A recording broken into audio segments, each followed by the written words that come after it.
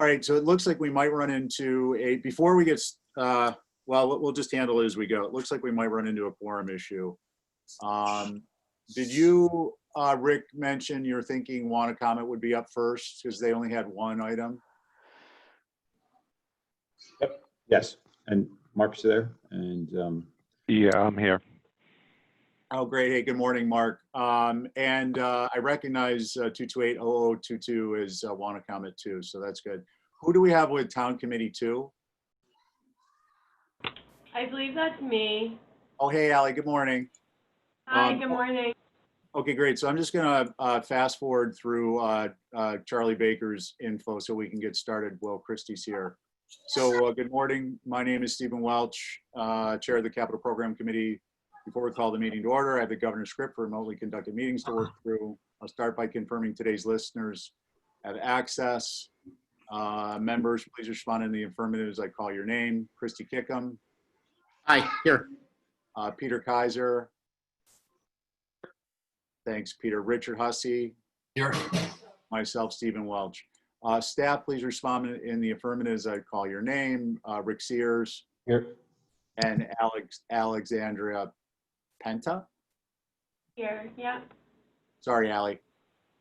And then I think anticipated speakers, we'll just go with Mark Willett. If you can confirm you can hear us. Yes, I can. Excellent, thanks, Mark. And will there be anyone else speaking from comment this morning? No, I don't think so. Okay, fine. To mitigate transmission of COVID-19, the town of Nantucket has been advised and directed by the Commonwealth to suspend public gatherings. As a result, this open meeting of the Capital Program Committee is being conducted remotely, consistent with the Governor Baker's order of March 12, 2020. It seems like years ago. That order, posted with agenda materials for this meeting, allows public bodies to convene remotely so long as public access is reasonably provided to access deliberations. Ensuring public access does not ensure public participation unless such participation is required by law. This particular meeting will not feature public comment. This meeting is convening via Zoom video conference. The meeting is being video and audio recorded. Materials provided to the members of the meeting or provided during the meeting are, unless otherwise noted, available on the town's website. As chair, I will introduce topics and speakers on the agenda as they come up. Speaking, please hold until your name is called. All present, please. I love to say that, all pleasant. All present, please remember to mute your phone or computer when you are not speaking, to state your full name before speaking, and to speak clearly for the meeting minutes, and to direct comments and questions through the chair. Lastly, formal votes, if any, will be conducted by roll call. Could I get a motion to, well, first of all, I'd like to call this meeting of the Capital Program Committee to order Thursday, September 10th at slightly after 10 a.m. And I'd like to get a motion to approve the agenda, please. So moved. All right, Christy? That's an aye. Richard? Yes. Peter, on your motion? Yes. And aye. Okay, great. There are no members of the public to comment, and we were not opening the meeting for public comment. This morning we've got airport and want to comment, and for FY22 requests and out year discussion. And I'd like to pick up, we'll proceed with the airport to start. So Mark, with that, if you could give us, actually 1 second, I want to stage this a little bit.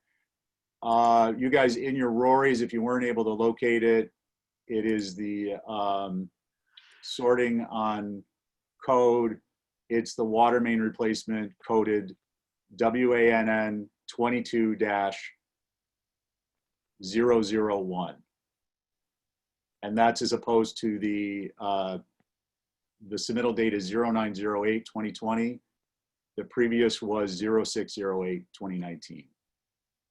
Okay, Mark, if you would just kind of walk us through where you are with this. I think note any exceptions, if any, have changed, including price and the basis. That'd be really great. Thanks. Sure. So we're looking at replacing the water main on Washington Street and Washington Street Extension. Washington Street Extension is old AC pipe. We have to have a blow off on that by mandated DEP regulations for asbestos concrete pipe. Always has to have flow through it. So we have an open tap, if you will, past the sales house at the end of the road, flowing into the marsh. So we really want to get this pipe out so we can eliminate that flow. And then while we're doing it, go down Washington Street just past the town pier, not into where they paved up by the lobster trap. We'd be short of that. So that's some older water main that needs to be replaced. And then talking with David, working with David Gray, he has some sewer issues in that road, and talking with Rob McNeil, they're doing some sidewalk work there, and there might be a few drainage things coming up with the new harbor master building that all could be kind of addressed as we do this, and leading into making that big sweeping turn at the corner of Francis from Washington. So we've kind of held off on this project a few years, waiting for other things to line up and fall in place, and it seems like it's falling in place now. It's about 2,100 feet of pipe.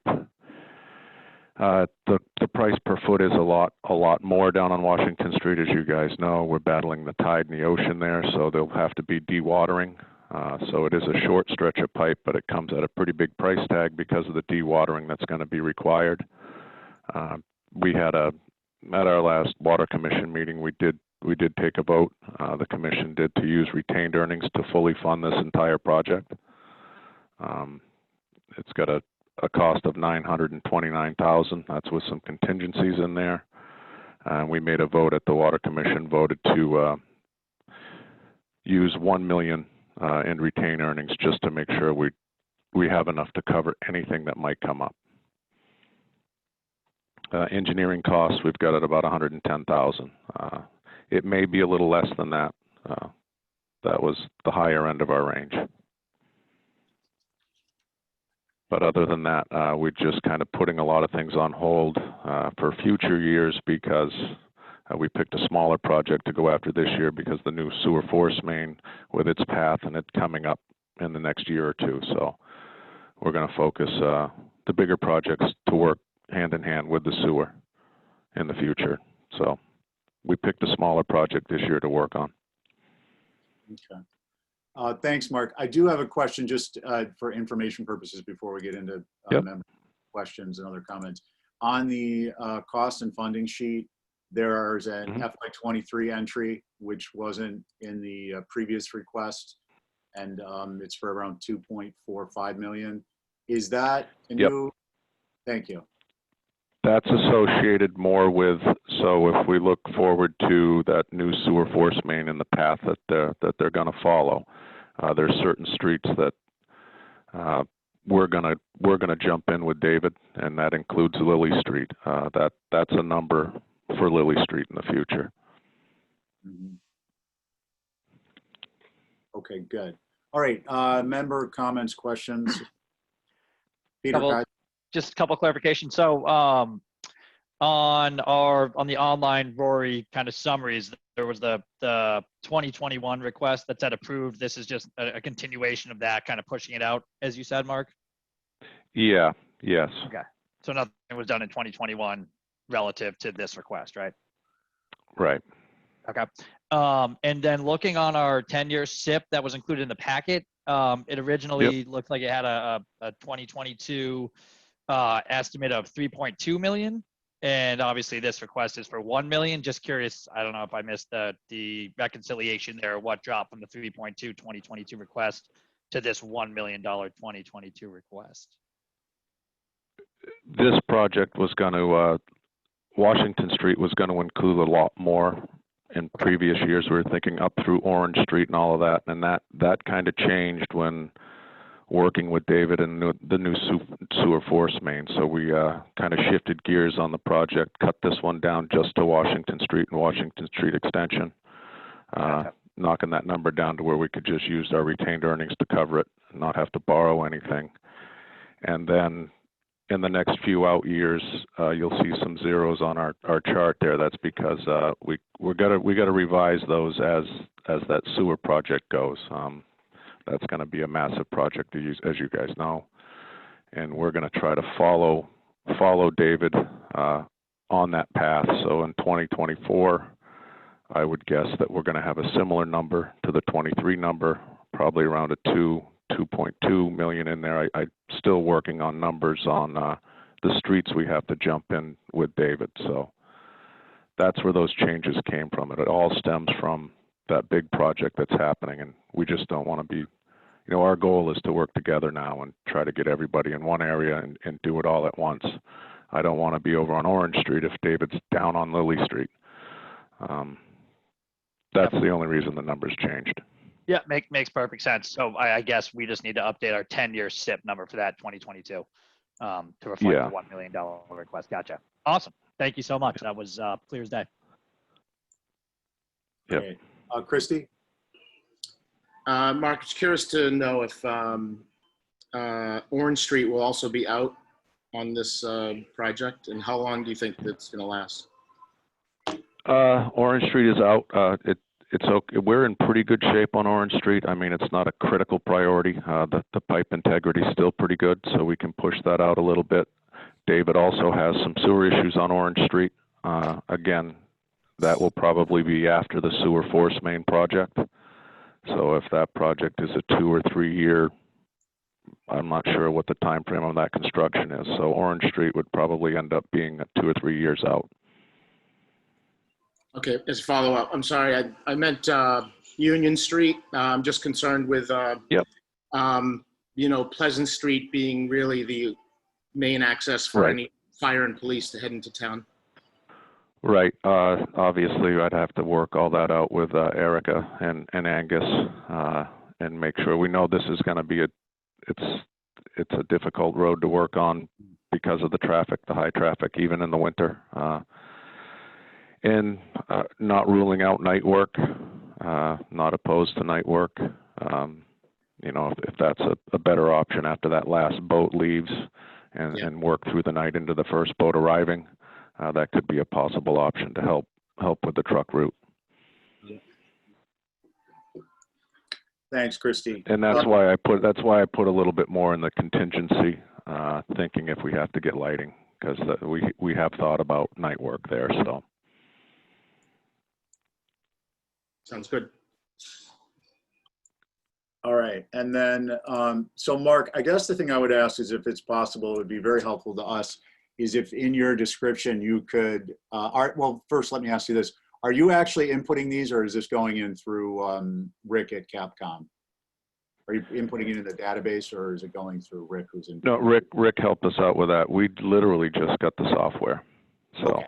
So then whomever it is, it would be great, but you'd source the information is if you could include in the description the streets you're intending and annotate that it's for the FY23 expense. That would be really helpful, just because I think one of the problems that's going to come up is we haven't worked out in our own internally, or finance hasn't worked out internally, but it's relevant to these projects. And also, for instance, the airport AIP projects, is being able to track these either phased or multi-year, or if there's multiple requests under a particular year. So right now, you put it in the description, at least, FY23 anticipating such and such street work. It'll help be clear. And also the reason I'm asking for it is internally for Capcom, but also when we transmit this information to cross-committee communications and the select board, it just helps answer questions in advance if you can include that. And obviously, if changes have to be made, changes have to be made. It's not to hold your feet to the fire. It's just to have some general information. No, I completely understand. We can get on that and make sure that those are all updated with the streets and the areas that we'll be going in. Okay, I really appreciate that. Thanks a bunch. Any other questions on this particular project at this point? Okay. I just wanted to shift over quickly to out years for Wanacomit and Sconset while we have Mark available to us. And were there questions in what we all had received at this point? Mark, let me just foundation that. Were there changes in I don't know if you have a copy of the 10-year SIP available to you at the moment, but if you do, are there any changes to this versus the prior year that you're aware of? The prior year tabulation? No, not many. Okay. And then I think the other thing I would just suggest is it seems we're trying to get a handle on a more accurate handle, and we're going to talk about precision at a later date on requests that are anticipated in the 10-year horizon. Are you pretty Yep. comfortable that yours are included, or do you need to, when you know, obviously time resources is an issue for everyone, but when you have the time resources, are there projects that you could be inputting here for review by town admin? Yes. Okay. Yes, I can work on that and get those out years out through, 2028 and 2029. I can get those in. That would be very helpful. Appreciate it. Any questions at this point, you guys? The only other one that I had, and I guess this probably has to, probably pertains to out years and might be more suited for the airport discussion. I know there's been a lot of talk, and I've, had a lot of people asking about possible water expansion to areas around the airport in light of all the PFAS, issues. So is that anything that you're starting to even consider building into out years next year? And also, do you foresee that possibly impacting your ability to manage, say 2022 request or 2023 request, given the kind of high profile emergency nature of expanding water out to any, PFAS positive areas? Yeah, that could change the next few years. I know we've been working a lot with the airport, and those plans are in design right now to get a water main extension over to Modification Valley. And depending on where else we need to go, we'll be ready to do that. There's special funding sources and grants that we can tap into with this PFAS contamination. Working on that with Brian at Finance right now to look at different options for funding sources for that. That is kind of a wild card. We don't know how far we have to go and where we have to go yet. Got it. So nothing concrete enough yet to impact your 10-year SIP. Not yet. It will do it. It's going to have an impact somewhere in there. I'm just not sure how big. We do have water up to the Evergreen side of the airport, and a lot of water already in places. It would depend on if we have to, travel down Orca or further down Monahans. That might change some of these numbers. Mr. Chairman, if I may, you'll see that in our request. We're covering that water main run, at least out to Modification Valley Road. Thank you, Tom. I appreciate that. Christy? Mark, I was curious to know if there's anything in the 10-year outlook that you might think will come up other than routine maintenance that you guys have planned, any work with the water towers, stuff like that? Not water towers, Christy, but I could see if a lot of water main extension is going on and we're getting into areas we weren't before. We have money in there, and we're starting a groundwater investigation plan where we're going to start looking for another place to put a production well. So you're looking at maybe 2 or 3, 4 years from now, there could be a potential for building another pump station, depending on how far we have to extend pipes in certain areas. I mean, if there ends up being a lot of water main out in the airport area, if we're going, up Monahans and down Orca and over to Skyline, and if we're covering that whole place, we're going to need another well, another pump station. Mark, just but again, that's unknown at this point. So, but we are kind of looking at that. That would be a 2 or 3 year process just to get to that point. Even if we needed it now, it would just the permitting through the state would be a 2 or 3 years. Thank you. Mark, on that topic, I'm just kind of curious, is there, like, in terms of location-wise, potential sources for water, are there areas that you have kind of identified that it would make sense closer to, for instance, if you're doing substantial work out in relation to this airport matter?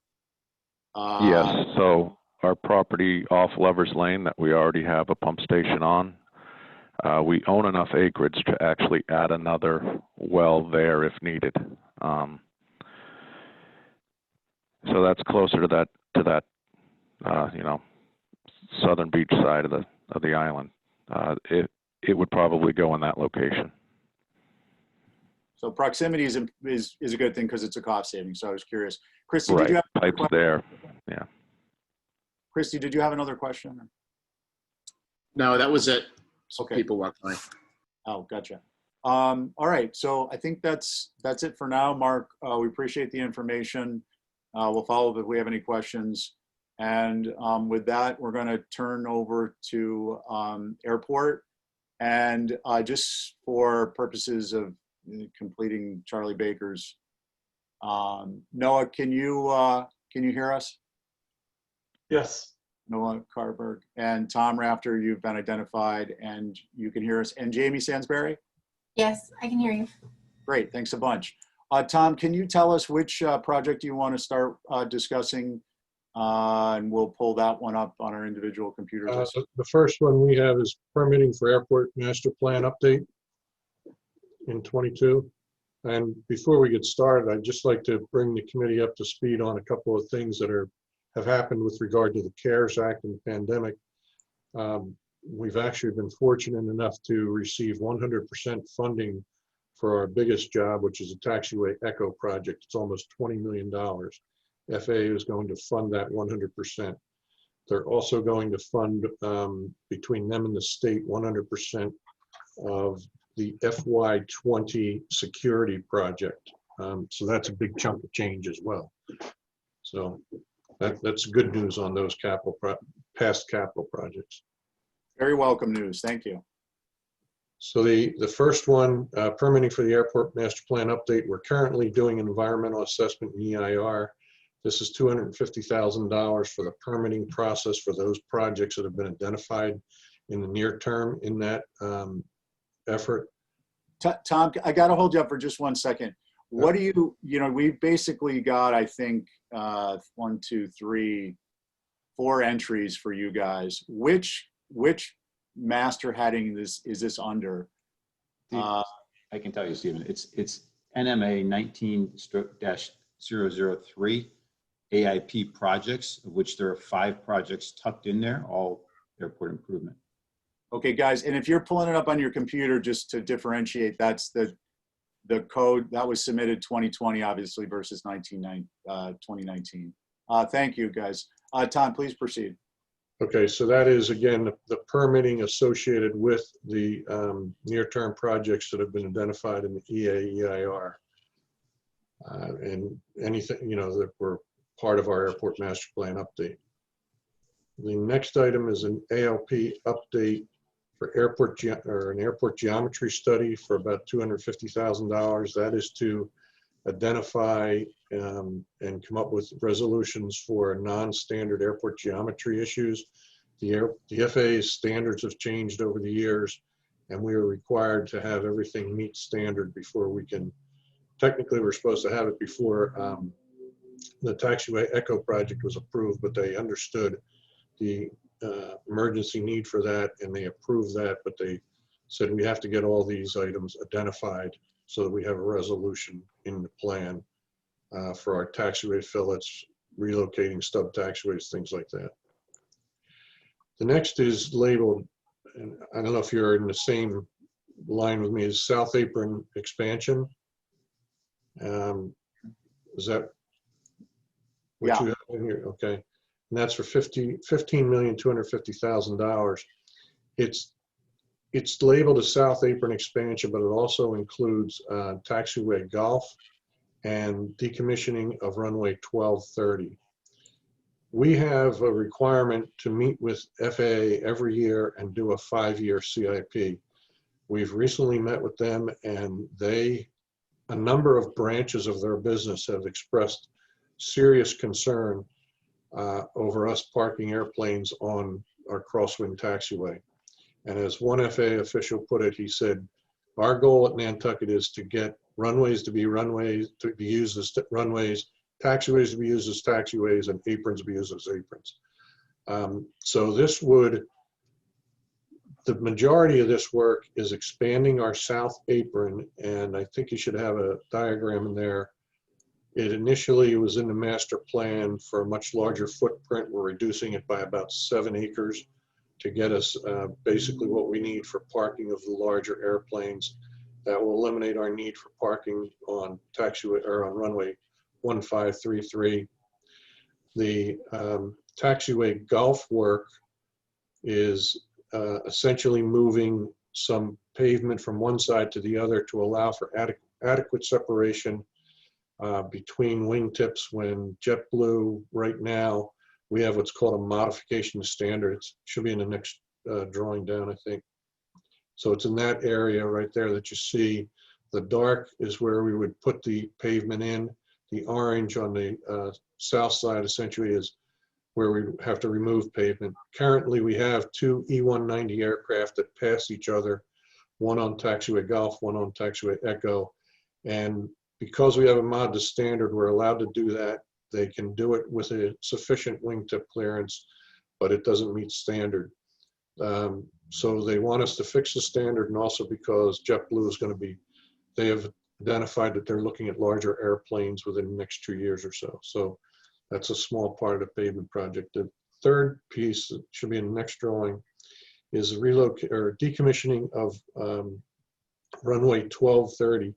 Some of you may know that that is essentially a runway by day and a taxiway by night. And that is not at all what FAA standards are.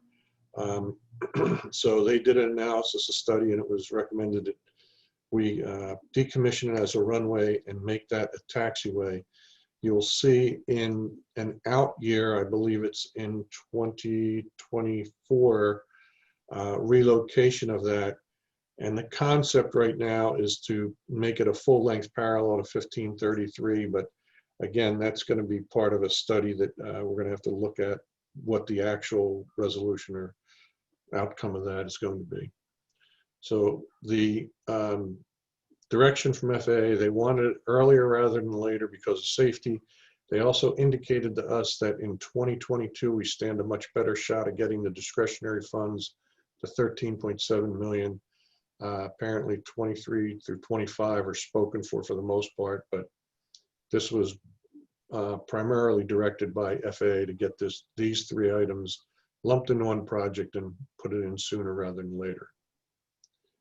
The next one I have is a MEPA and NEPA for the ALP update projects if needed.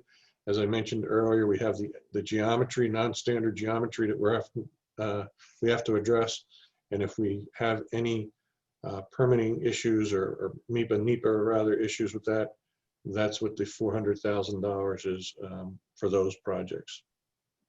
And I have many more projects. I'm not sure what you have on your list, but I have a terminal area terminal study.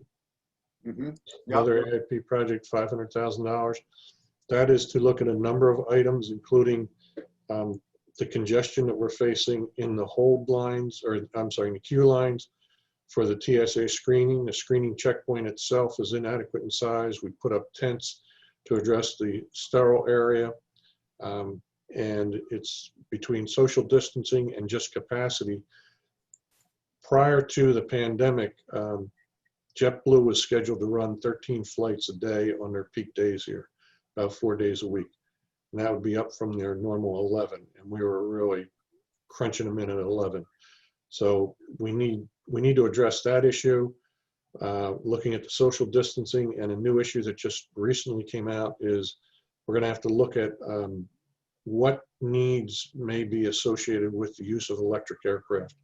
Cape Air is looking to be the launch customer for something called the Alice, which is an aviation electric airplane. And so we're going to need to look at what those requirements are going to be.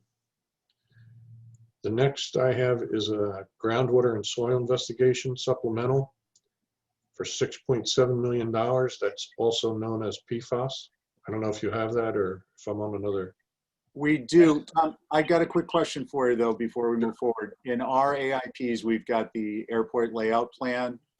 And is that a reference to something other than the individual projects you itemized? The ALP, which one? Under AIP projects. It's Go ahead. just a diagram for reference that I uploaded in case he referred to that. Gotcha. Yeah, It wasn't like part of a project, it's just the big diagram. yeah, it's the overall airport layout plan, and that lays out the projects into the future. Okay, that sounds good. And then, so we're to the groundwater and soil investigation, which is NMA 21-001, submitted 2020. So this is also affectionately known as PFAS, which has become a four-letter word in our vocabulary here. We have $500,000 appropriated. This is supplemental funding. Brian Turbot was very successful and helpful in getting, I guess it's called an authorization to spend above the appropriation. And I think that was for about $3.5 million. That's to allow us to address these issues that were coming at us rapidly with regard to the PFAS. Even though we have that authorization, we have to still go through the formal process, and that's part of this 6.7 million.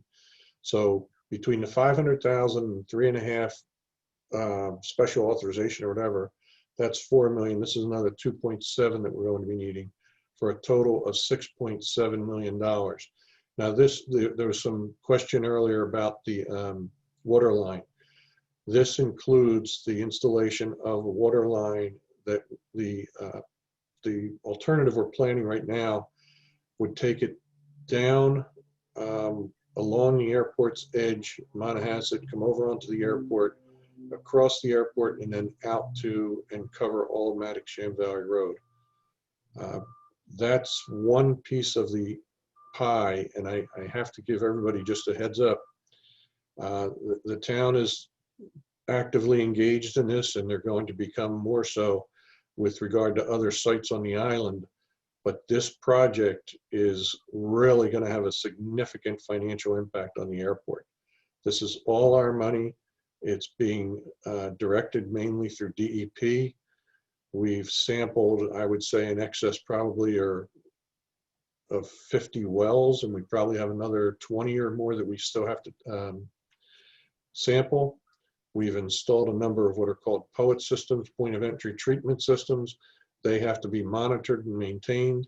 They're very expensive. The ideal is to get onto town water. We're dealing with the issues with regard to that, whether or not if people elect not to be on it and so on, such things like that. We have to provide bottled water for a number of these folks. Yes, I'm sorry, Christy. Did you have a question? No, I was just letting Stephen know I have a question eventually. Keep going. I got you, Christy. Go ahead, Tom. Thank you, Christy. So this is all inclusive PFAS, and Noah is the expert on our side on PFAS if you have detailed questions. But we were fortunate enough, we were initially mandated, we were given a request for information. We submitted that back. It was about a 40-page document to the DEP. We were then directed to do sampling along Maddox-Sham Valley Road. We had a number of different hits, if you will, on that, and they established a threshold of 20 parts per trillionth for drinking water, and 200, above 200, I guess would be for dermal, and that would be for showers and things. So anything between above 20, we would have to provide a treatment system and or bottled water immediately, or well, I don't want to say immediately, there's certain thresholds there. So we did most of Maddox-Sham Valley Road, where we have one holdout there and we have some other work to do. We then had to test to the west. We did a number of samples there. Luckily, most of them came back as no detector below the threshold. There is some that did come about, came in higher, and that then dictates that you must test further out and step out, and that's what we're in the process of doing. We also have tested up in the Evergreen and Nobody Way area, and we have a couple of spots there that have tested above the standard, so we're doing some further step out testing there. But there's also town water in that area, so that brings in some other complications if we can just get them on town water as opposed to going to a POET system, things of that nature. So that's the short version, if you will, of the what's known as groundwater and soil investigation. The soil investigation is also, we have to look at the soil for PFAS where we dispersed it, and we also are looking at that in our taxiway echo project because it's near an area where we put out the foam. So Thanks, Tom. Christy? Tom, just a question. The PFAS, which is requiring us to do all these tests, I'm guessing this was, these are, when we disperse the foam for procedure or just, well, I guess what I'm getting at is I'm guessing some other airports have had to maybe deal with the same issue. I'm just checking to see if we know of any other cases similar, and if there has ever been any federal funding through the FAA for this. no such luck. It was a federal requirement to disperse the foam. And at this point in time, there is no federal funding available for it. We are closely engaged with our attorney to make sure we're using the airport revenue appropriately. And with regard to other airports, Christy, we've been in close contact with Hyannis. The major difference that you're going to see between Hyannis, Barnstable, and Nantucket is that all of the issues they had, they were all on town water. So they had a single source essentially to deal with. And a lot of the airports, that are in cities are the same way. The Vineyard is the closest parallel that we could draw to having town wells and having to deal with multiple issues like that. Christy, follow up? Yes. Tom, have you heard from the FAA as to any different type measures to mitigate any continuation of what the issue is? Well, we purchased a cart, and I believe it was a year or so ago, May, whatever, that eliminates us from dispensing the foam into the environment. It circulates it back into the truck. And the FAA has until next year to basically mandate that we don't, do any of that. So, but FAA is working. I believe they've actually constructed a building down in Atlantic City at their tech center to look at what new green foam may be available. We were also fortunate enough to have the foam that was in our tanks for the suppression system at the fuel farm. The state had a program where they came and took it away for free. So we're in the process of reconstructing the fire suppression system on the farm. And we're hoping that by the time we have that ready to go, that this new green foam is approved. Thanks, Tom. Other thoughts or questions at this point for Tom? Tom, I guess just a couple quick things. On retooling, just an idea of the cost. Did you guys just have to do some minor modifications, or is there a lot of retooling involved with the foam and the reagent change out, or to use it going forward, to use a new product going forward, will there be? Any idea? I'm going to try to answer it. If I screw it up, I'll ask Noah to correct me. Our fire trucks, we had to retrofit some of those to adapt to this new cart for testing and things. Again, in an emergency, we're going to dump the foam and we're going to, have to make all the records and everything else. The fact that we're redoing our entire system on the fuel farm, it's, we're doing that anyway. So, but there wasn't a lot of retooling for that. It's just another liquid you're dispensing, but to be able to recirculate it, we have to do some plumbing adjustments to some of the trucks. Okay, thanks. Two other quick questions. Noah, did you have a follow-up? Just once there is a federally approved foam switchover, it's an operational cost. It's probably in the order of $10,000 to $20,000 now to clean out the existing trucks, to clean out all traces of the old foam. But that's how that issue is addressed. Thank you. I guess two questions, Tom. One is the standard that's being used at our airport and in Massachusetts. I think you mentioned this, but is this the Massachusetts standard or the federal standard? There are only state standards. My understanding is there's no federal standard as of yet. And Massachusetts has established 20 parts per trillion for drinking water. And is an order, just as an order of magnitude, I guess, is this far above, on par, or where is it relative to other states on average, do you think? I would ask Noah, but my understanding is it's about average. There's some that are much lower, some that are higher. I'd agree with that. There are only about 12 to 14 states in the country right now that are actively regulating PFAS. Their ranges, and they are all different. Some just regulate PFOS, some just regulate PFOA, some regulate different groups of it, so it's not necessarily an apples to apples comparison.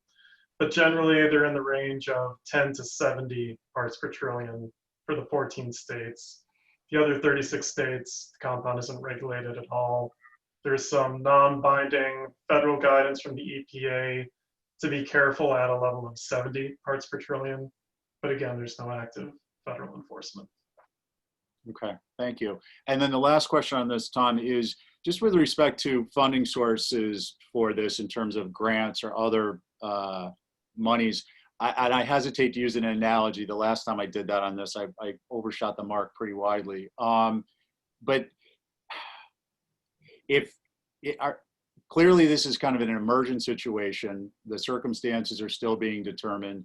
But is there industry discussion that there will be, or do you anticipate there will be federal funding, noting that we're probably also, because it is emergent, maybe there aren't as many airports identified as having issues because state standards don't exist in some states.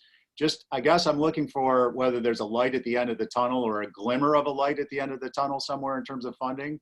So I think I wouldn't count on any federal FAA money.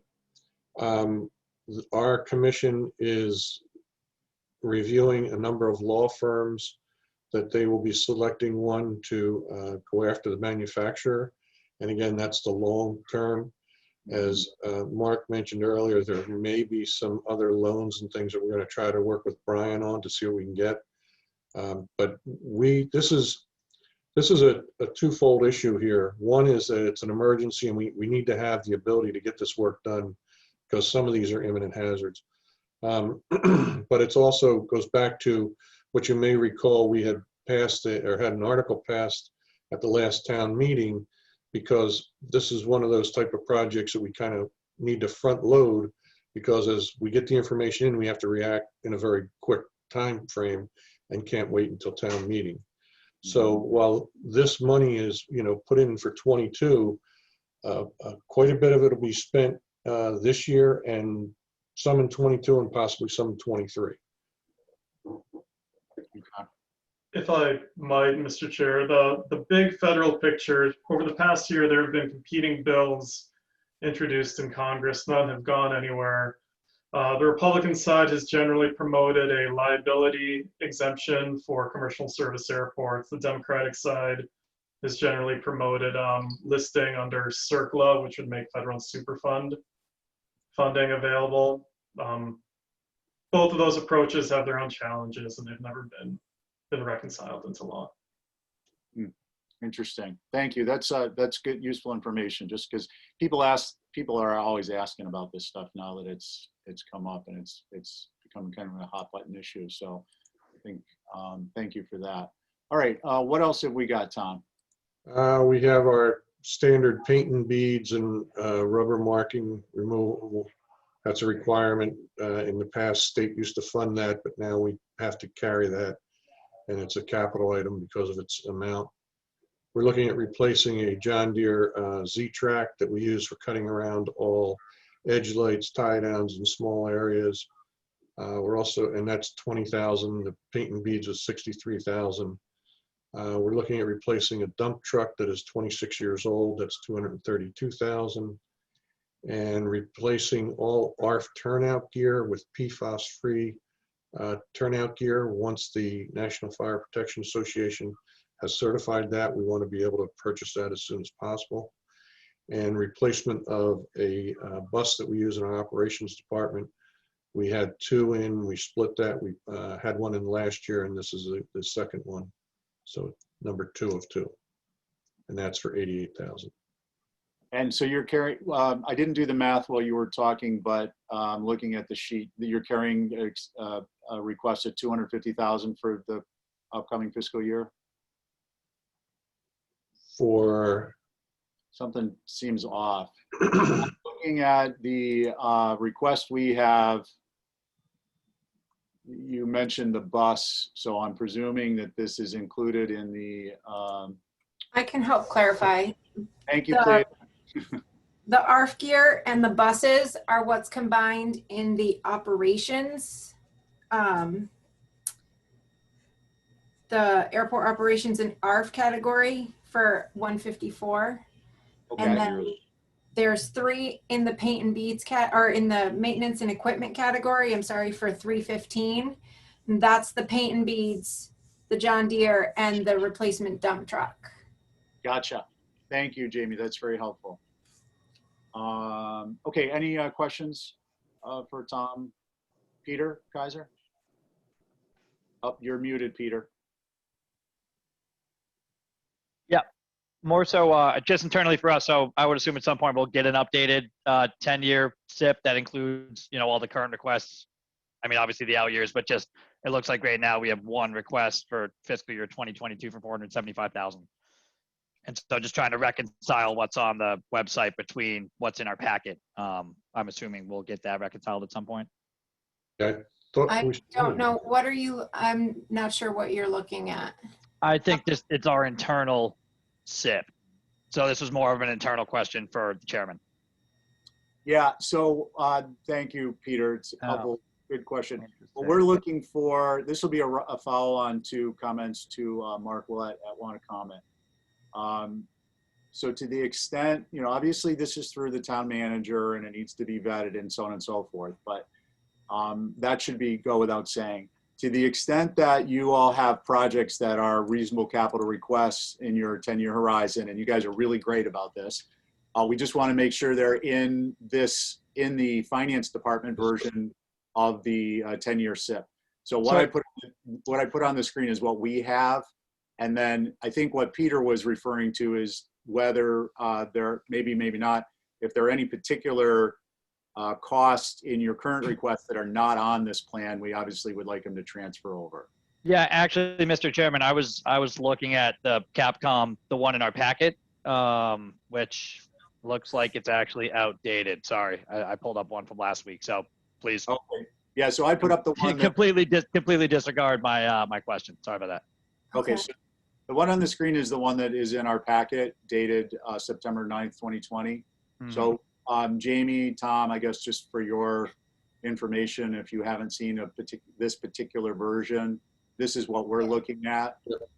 So that captures, for the most part, the AIP projects that because we just had the meeting with FAA last week to update that. So I think Tom has a copy of the CIP if he wants to share it. But so the out years do reflect the AIP. We haven't had as much time to go through the rest, and it's really hard to know at this point what all of our capital needs are going to be in 10 years. But that reflects an ongoing list that we have been keeping. Okay. Steve, can I share my screen for a second? Sure.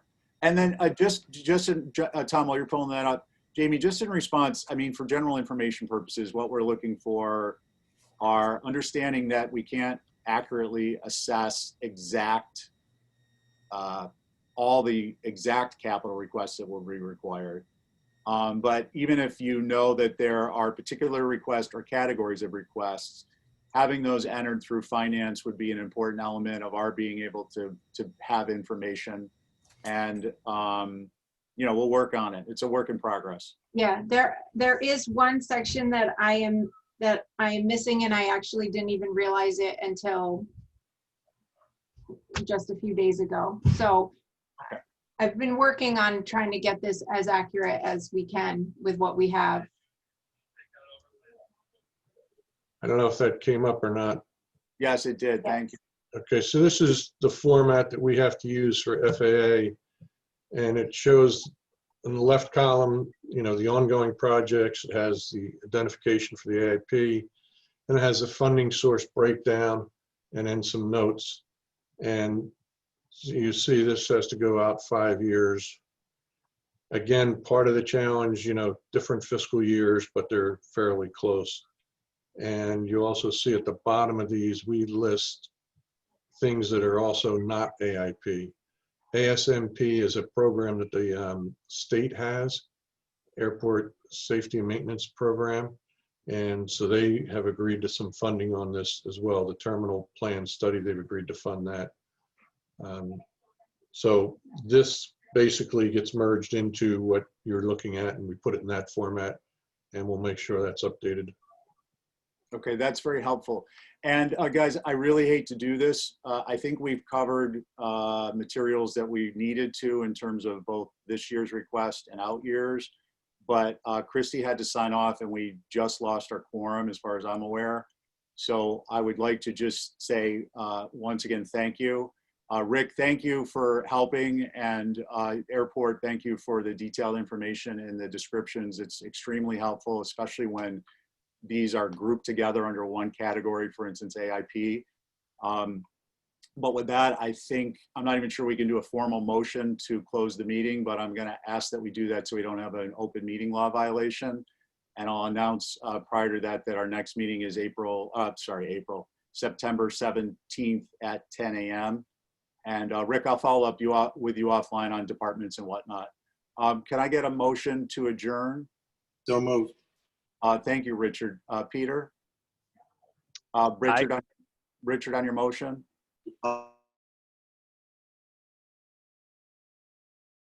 Capcom here, but I just don't want to have a problem with open meeting law. No, Thanks, everyone. Take care. thank you. Thanks, guys.